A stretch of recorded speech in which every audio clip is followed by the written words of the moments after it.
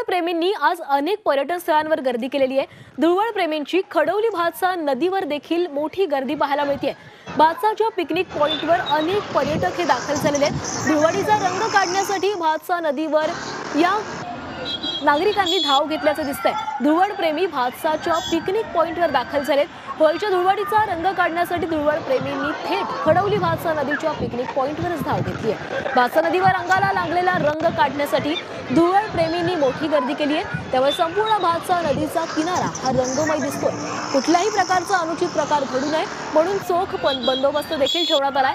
भातसा नदी परिसरातून आढावा घेतलाय आमचे प्रतिनिधी उमेश जाधव यांनी।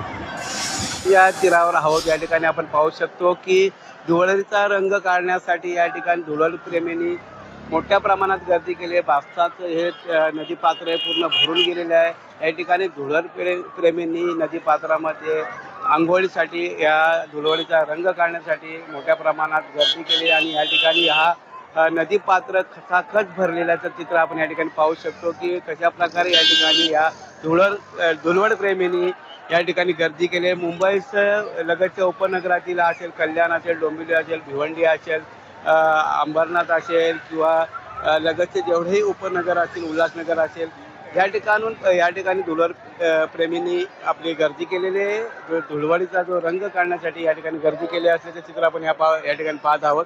उमेश जाधव, झी मीडिया, भिवंडी।